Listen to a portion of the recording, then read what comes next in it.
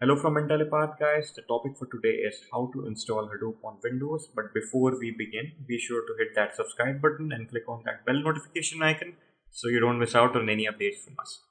So if you need to install Hadoop on your Windows system, if you don't want to install it on your Linux virtual machine or your Linux server, if you want to install Hadoop on your Windows for practice purposes, we would be going over that installation process in our video right here. So firstly, we would be discussing the different deployment modes that Hadoop has. Then we would be going over the prerequisites that you require for this Hadoop installation. Then we would actually be going over the installation process step by step to guide you guys into installing it correctly. Then we have the further learning section of our video. So firstly, Hadoop deployment modes. So what are Hadoop deployment modes? So the first, there are basically three modes in which Hadoop is installed on systems. The first mode is called standalone mode. In this mode, you don't actually use a distributed file system to store your files in the HDFS. HDFS signifies the Hadoop distributed file system. In the standalone installation of Hadoop, you basically use your local file system like your C drive or your D drive if you're using Windows, or if you're using Linux, you use the local file system, the file system that is present there by default to store your files that you would normally store in the HDFS.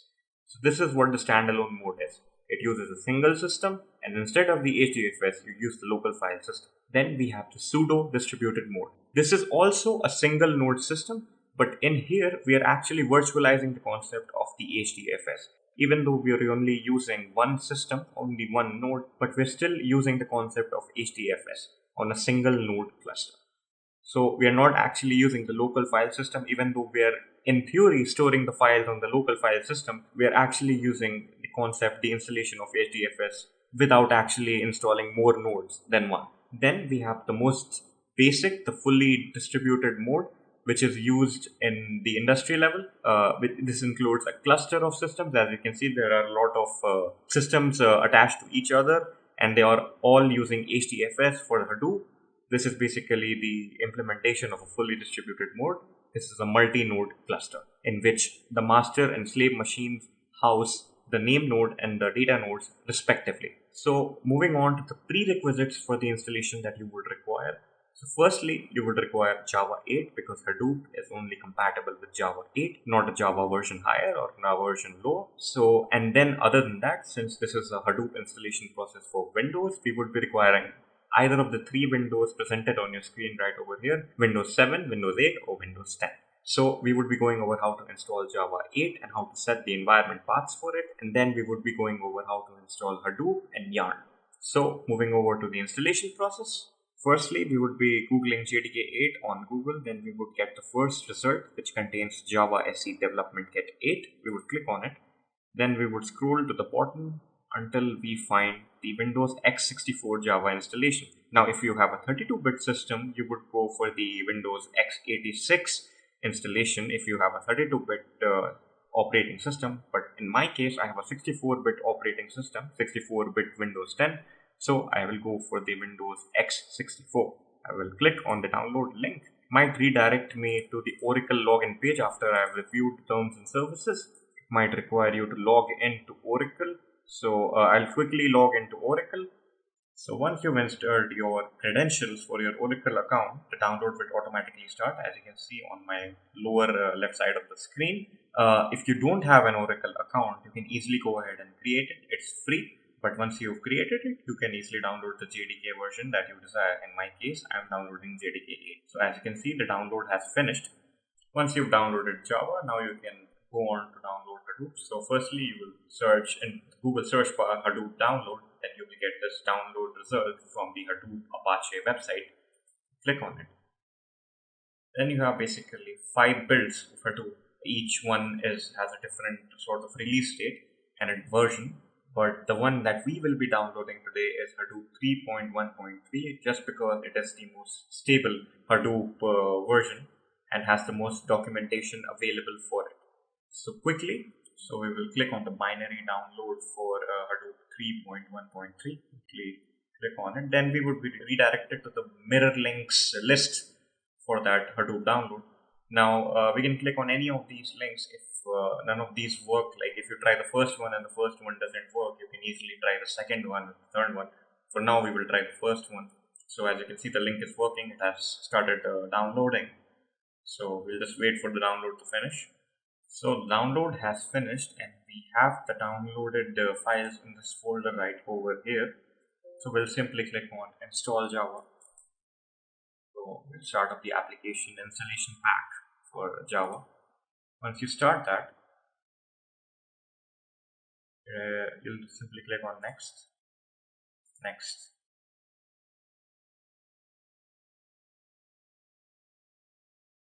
So if you want to change the destination folder for Java to a different one, you can easily change it over here, but we don't need to do that. We'll simply click on next, and Java will start installing. Once Java has successfully finished installing, we'll simply click on close, and now we will move on to setting the environment variables for the Java 8 that we need to use for Hadoop. So firstly, we will go over to the Java location, the installation location that we have for Java, which is in C drive, program files, Java. Then we have like 3 folders over here. Don't mind the JDK 14 folder, that's from previous installation of Java that I had. We will not be taking that into account. Now we have 2 folders other than that. The first is the JDK 1.8.0 and the other is JRE 1.8.0. We only need to concern ourselves with the JDK. So we'll open that up, and then there's a bin folder. We'll open that up as well. Now that you've opened it up to the target location that you need, you will click on the bar over here, and then you will copy this address. So now that we have that address in our clipboard, we'll quickly go over to the environment variable setup. We'll type environment over here. Then we get this option, edit the environment variables, the system environment variables. So we'll click that, and then we will click on environment variables. So it is also important for you guys to have administrative privileges as well, for you guys to be the owner of your own machines. Otherwise, some of these tasks may not exactly go according to your plan. So as you can see, in my Java home, I already have JDK 14 configured. So we will need to deconfigure that and add the Java 8 location in place of that if we want to run Hadoop. So if you have a Java already installed and configured, you might also go through a similar optional setting. So you need to change it to set it to Java 8. Now I simply select all of this and Control V, paste the new Java location that I have in the Java home directory, and I'll press OK. So once I've done that, I'll now go to the system variables. Then I'll click on, then I'll search for path. Now we have path over here. We'll click on edit. Then we'll simply remove the original Java path that we may have. Search for that for a moment. Yeah. So here we have the C program files Java JDK 14. We'll simply delete this. We will add a new one, and we will paste the new paths that we have for JDK 8. We'll press OK, and we'll press OK again and close this up. Also, if you guys don't have a Java home variable already put in place beforehand, you can easily go ahead and create a new one by clicking on new, typing Java _home, and then typing in your variable value and clicking on OK. So it will basically give you the same output as on my end.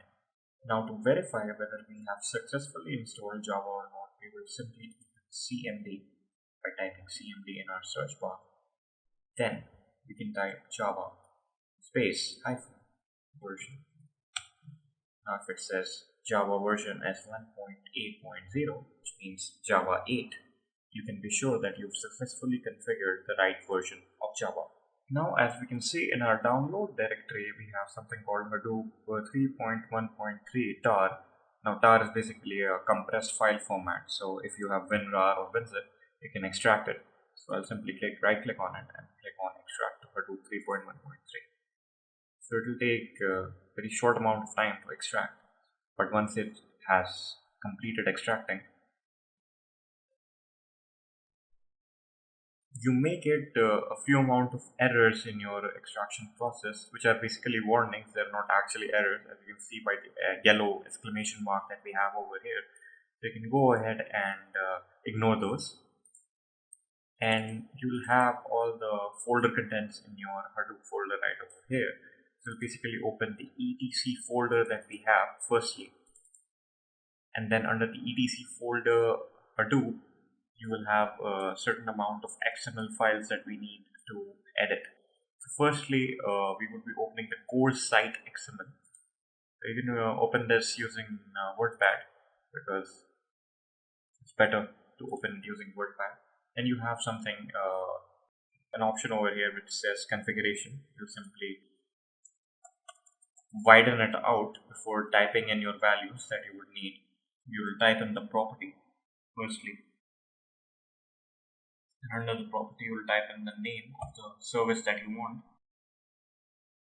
which is fs.default fs.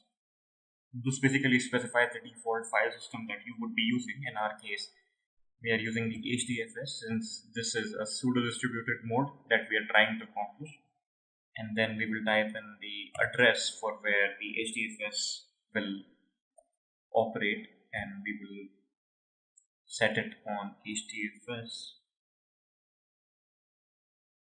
local host, and the port would be 9000.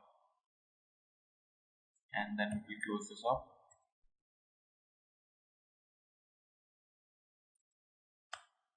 And that would be the first property that we need. So we basically have our template for the property. So I'll go ahead and save this, but at the same time what I'll be doing is I'll be copying the property value so that we could just replicate it and change it according to our needs on the different XML files as well. And just simply press Ctrl+C and Ctrl+S to save the file, and then I'll close this up. Then I'll be going on to the yarn XML file. That's the yarn XML file. So looking it up real quick.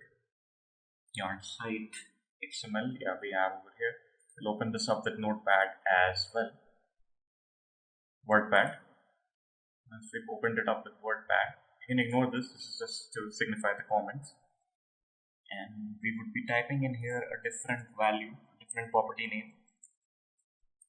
Property name that we need to be editing right over here is, so these are the values that you will be needing for your yarn site XML, as I've written them down. Also note that there's a / near property. When it's ending, the XML property is ending, you need to add a / before you end the property. That is the XML format. I hadn't put in that / property in the previous property that I discussed for core site XML, so be sure to add that as well. Now we would be opening mapreduce site XML. Save this. Now we'll be opening this mapred site XML. We'll open this with WordPad. So the configuration properties that you would need for this are, so basically you need to specify yarn as the value for your mapreduce framework. So that would be the properties for your mapreduce site XML. So once you are through with that, we will basically create the folder directories for your name node and data node anywhere on the system. So in our case, we'll simply open a Hadoop 1.3 folder, and I'll create for nodes. I'll create a folder called nodes, and inside the nodes folder, I'll create two folders. First folder I'll call the data node, and the second folder I'll call the name. Now, these are very important for your HDFS to operate on, because we need to specify these directories as your data nodes and name nodes in the HDFS site config XML file. So once we've created those, we'll simply copy the address, and we will open up the Hadoop folder again inside etc, and then we'll open up HDFS config, which is HDFS site.xml. Open that up. I actually opened it up using Internet Explorer. I have opened it up using WordPad. So once we've opened this up, we will add the configurations required. So the configuration are as follows. So these are the configuration values that you would require. So the DFS replication factor has been set to 1, which means the replication would be only 1 since we are using a single node cluster. And then we specified the name node directory in the value, and this was the directory up until the name node. And then we have specified the data node directory in the value properties over here, which is the directory up until the data node. Now we will save this, and then we will move on to editing our Hadoop environment. So basically we'll search for the Hadoop env Windows command script, and we'll right click on it and click on edit, so we can edit certain variables inside of it. So when you find the set Java home, you need to specify the directory for your Java 8. So in our case, the directory would have been this that we earlier put into the environment variables as well. But to set the Java home inside the Hadoop env file, we need to remove the bin. So it's only up until the Java 8 subdirectory, and then we save it, and then we exit the command script file. Okay, so now that we've set up the Java home inside the Hadoop env Windows command script, we will be navigating back to Hadoop 3.1.3 inside the root folder, and then we will find something called bin. Quite similar to Java, we would find something like sbin as well. So these two directories we would be needing to set into our environment variables to set up our Hadoop home inside our environment variables. We'll just open this bin folder up, we'll copy this address, and then we will open up our environment variables window. We'll click on environment variables, then we'll create something called Hadoop home, and we'll add that value for the bin folder. Press OK. Now that we've set the environment variable for our user directory, we will set up an environment variable for our system variables as well. So we'll simply click on simply find path. We'll edit the path. We'll add the new Hadoop directory that we've just established, and then we will add another one. As you know that there was an sbin directory in Hadoop 3.1.3 as well, so we'll add that and just simply change this bin to sbin and press OK. So now that we've set up our Hadoop environment variables, we can move on with the next step. So we have our bin.rar file right over here, which we will provide you the download link for. This you can download and replace your original bin folder with, because there are certain configuration files inside your Hadoop bin folder that you need to replace in order for it to work inside the Windows environment. Firstly, we will go ahead and right click this and click on extract to bin. Now we have our bin folder, in which you can see we have certain things, and one of those things is the bin utils. So this basically helps us to run our Hadoop environment inside our Windows operating system. So we'll copy this bin folder that we have, and then we'll open up the bin folder that we have in Hadoop. We'll basically delete this because we don't need that anymore, and paste the one that we copied from our extracted RAR file. Once we've done that, we're basically good to go. Before we start formatting our name node to start our Hadoop process inside our Windows system, we will first make a little bit of change in our Hadoop env Windows command script. So we'll open up etc Hadoop, then we find our Windows command script file, and then we'll edit it. We'll edit it in such a way that the program files which contains white space in between programs and files doesn't contain that white space anymore. So to make that change, we'll simply replace program files with program or tilde1. Now this tilde is the key that is present below your escape button. So you'll just simply write program tilde1. This signifies program files. If you are having your Java installed on a 32-bit system, chances are your Java would have been installed in your program files x86 folder. In that case, you'll simply write program tilde2. But in our case, it's under program tilde1 since it's in our program files. Once we've done that, we'll save the directory and then we'll press escape. Close. So once we're through with that, we'll move on to the process of formatting our name node. So for that, we'll open up CMD. We'll simply type htfs name node format. We press enter, and then this will begin the process of formatting our name node. So once all of that is done, now we can move on with starting all of our Hadoop daemons. For that, we'll simply navigate into the sbin directory. Here we have all of the command prompt files that we need to start and stop all our daemons. So we'll simply copy this directory for sbin, and we'll simply open up cmd. We'll change the directory to D. In my case, you cannot change the directory if you have C as your Hadoop installation directory. In my case, it's D, so I'll change it to D.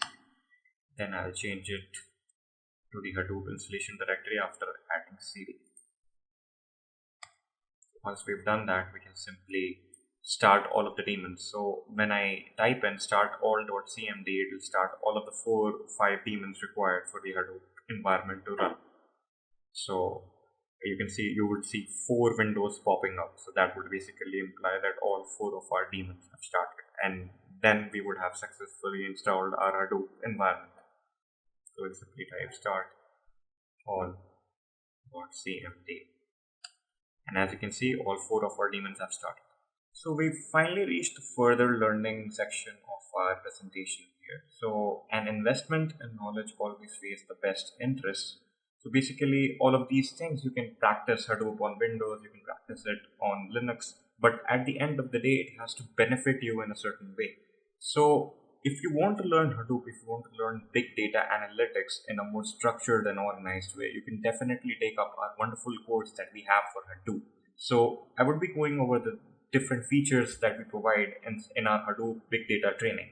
So guys, if you head over to intellipaat.com and simply type Hadoop in our search bar, you will get a lot of courses that are available on our website. So the most extensive course that we offer for big data analytics is Hadoop and Spark, which is about 60 hours worth of content. So if you're looking for all of the things that are involved with big data analytics and Hadoop management, you can simply get and subscribe to our Hadoop and Spark course. So we'll look over the little features that we have for it.